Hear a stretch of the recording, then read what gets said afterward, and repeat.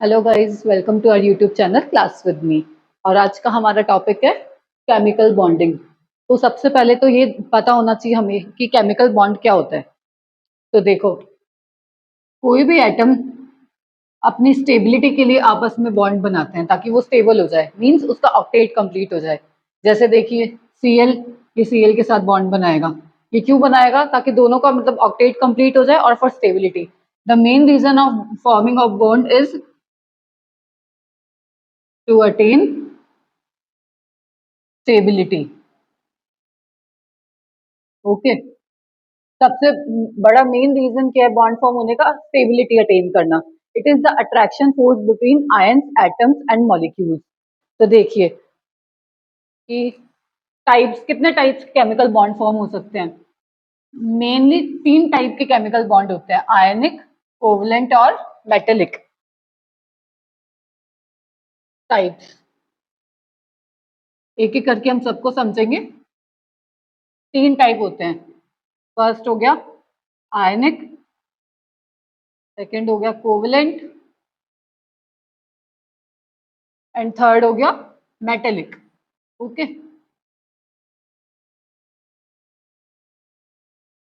Ionic bond का एक नाम और होता है, इसको हम इलेक्ट्रोवैलेंट बॉन्ड भी बोलते हैं। ठीक है, इलेक्ट्रोवैलेंट।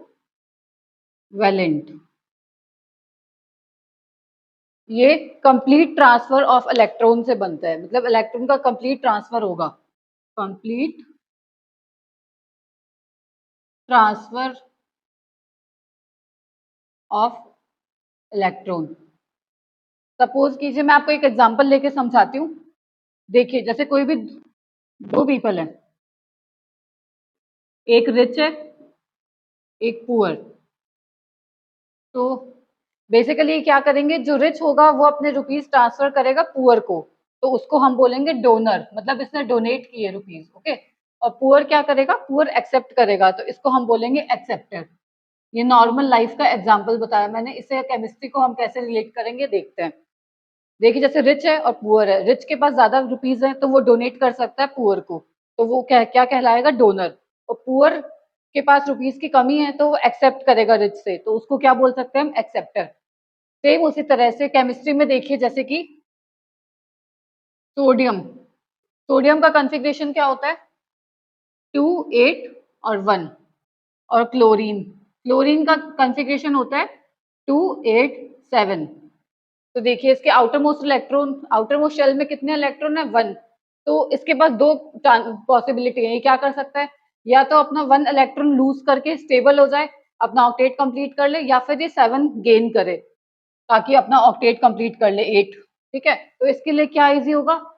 7 इलेक्ट्रॉन को गेन करना या फिर 1 को लूज करना। 1 को लूज करना ज्यादा इजी होगा ना, तो ये अपना 1 इलेक्ट्रॉन लूज कर लेगा अपनी स्टेबिलिटी के लिए, ताकि उसका ऑक्टेट कंप्लीट हो जाएगा। ठीक है, और सेम उसी तरह से क्लोरीन के पास देखिए 7 इलेक्ट्रॉन है, तो ये अपना ऑक्टेट कंप्लीट करने के लिए क्या कर सकते हैं? या तो अपने 7 इलेक्ट्रॉन को डोनेट कर देगा तो उसका ऑक्टेट कंप्लीट हो जाएगा, और दूसरा ये कर सकते हैं कि 1 इलेक्ट्रॉन को गेन कर ले। तो इसके लिए ज्यादा इजी क्या होगा? 1 इलेक्ट्रॉन को गेन करना। ठीक है, तो ये तो लूज करेगा, तो ये क्या हो गया? रिच। और वैसे ही Cl क्या हो गया? पुअर। तो ये क्या कहलाएगा? डोनर। और ये होगा एक्सेप्टर। मींस Na अपना 1 इलेक्ट्रॉन डोनेट कर देगा क्लोरीन को, तो दोनों का ऑक्टेट पूरा हो जाएगा। सोडियम के 2, 8 हो जाएंगे, उसका ऑक्टेट कंप्लीट हो गया, और क्लोरीन के 2, 8, 8 हो जाएंगे, उसका भी ऑक्टेट कंप्लीट हो जाएगा। तो क्या बॉन्ड फॉर्म होगा? Na प्लस और Cl माइनस। इसने डोनेट किया तो इस पे पॉजिटिव चार्ज आ गया, इसने एक्सेप्ट किया तो उस पे नेगेटिव चार्ज आ गया, तो एक बॉन्ड फॉर्म हो गया। इसके बीच जो बॉन्ड फॉर्म हुआ उसको हम कहेंगे आयनिक बॉन्ड। आयनिक बॉन्ड इसलिए कहते हैं क्योंकि ट्रांसफर होता है आयंस का, मतलब आयंस ट्रांसफर हो रहे हैं, इसलिए हम इसको आयनिक बॉन्ड कहेंगे। ठीक है, हाँ, और ये चीज ध्यान, नॉन मेटल के बीच में बनेगा। ठीक है, समझ में आया आयनिक बॉन्ड। सेकंड हम देखते हैं कोवलेंट बॉन्ड। कोवलेंट बॉन्ड में क्या होता है? बेसिकली शेयरिंग होती है इलेक्ट्रॉन की। इसमें तो क्या था? ट्रांसफर होता है, कंप्लीट ट्रांसफर ऑफ इलेक्ट्रॉन। आयनिक में तो कंप्लीट ट्रांसफर होगा इलेक्ट्रॉन का, और कोवलेंट में क्या होगा? Sharing, sharing of electrons.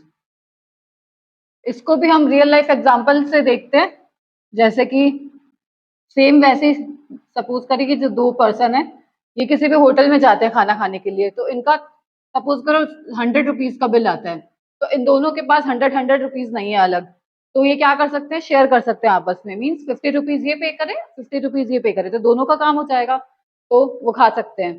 तो इसको हम केमिस्ट्री से कैसे रिलेट कर सकते हैं, जैसे हाइड्रोजन का एग्जाम्पल ले लो। हाइड्रोजन का भी एक वो होता है इलेक्ट्रॉन, और इस दूसरा हाइड्रोजन लिया, इसमें भी एक इलेक्ट्रॉन, तो ये क्या बना सकते हैं, आपस में शेयर कर सकते हैं, तो ये H2 बन जाएगा। ठीक है, सेकंड एग्जांपल देखिए, जैसे क्लोरीन का ले लीजिए। क्लोरीन के पास आउटर मोस्ट में 7 इलेक्ट्रॉन्स होते हैं, इसमें हमने देखा ही था, जैसे 1 2 3 4 5 6 एंड 7, 1 2 3 4 5 6 एंड 7।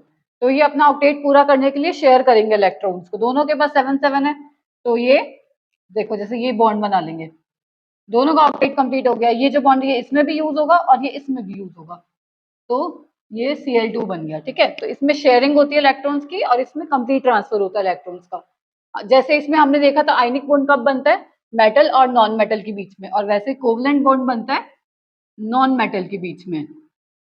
और इसमें एक चीज और ध्यान रखिएगा कि ये उन इलेक्ट्रॉन उस मेटल में बनता है जिसमें इलेक्ट्रोनेगेटिविटी डिफरेंस बहुत कम होता है, जैसे कि क्लोरीन और क्लोरीन दूसरा, इसमें इलेक्ट्रोनेगेटिविटी डिफरेंस बिल्कुल ना के बराबर है, तो उसमें बनता है कोवलेंट बॉन्ड। ये हमेशा मेटल और नॉन मेटल के बीच में बनेगा और ये नॉन मेटल के बीच में बनेगा। ठीक है, समझ में आया कोवलेंट और आयनिक बॉन्ड आपको। थर्ड हम देखते हैं मेटेलिक बॉन्ड। ये मेटल्स के बीच में बनता है, ये तो नाम से हमें पता चल रहा है मेटेलिक से कि ये मेटल्स के बीच में बनता है।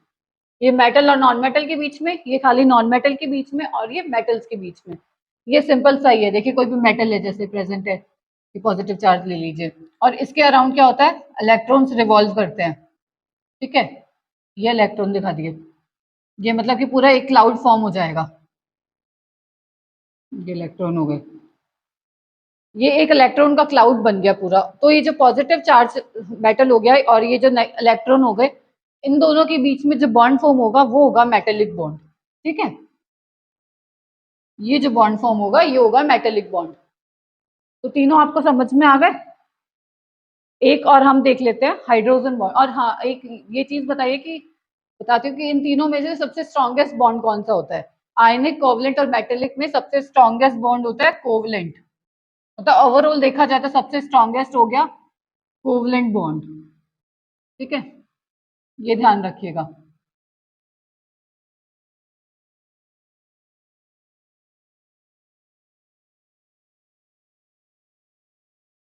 एक और देख लेते हैं हाइड्रोजन बॉन्ड। हाइड्रोजन बॉन्ड किस में प्रेजेंट होता है, जैसे वाटर मॉलिक्यूल्स में। नेक्स्ट क्या है, मेन तीन टाइप तो वो हो गए, ये वैसे हाइड्रोजन बॉन्ड,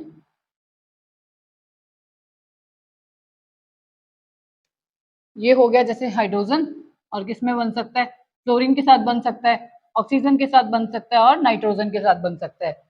तो ये तीनों की स्पेशलिटी क्या है, एफ, ओ और एन की, इनकी इलेक्ट्रोनेगेटिविटी बहुत ज्यादा होती है। तो ये ध्यान रखिएगा, जिसकी इलेक्ट्रोनेगेटिविटी बहुत ज्यादा होगी वो हाइड्रोजन के साथ जो बॉन्ड बनाएंगे वो होगा हाइड्रोजन बॉन्ड। एच एफ बनेगा, एच वाटर के साथ बनेगा H2O, और ये तो इन तीनों का क्या बॉन्ड फॉर्म होगा, हाइड्रोजन बॉन्ड फॉर्म होगा। ठीक है, तो ये था आज का सेशन, मिलते हैं नेक्स्ट क्लास में, तब तक के लिए गुड बाय, और प्लीज लाइक जरूर कीजिएगा हमारे चैनल को। Thank you.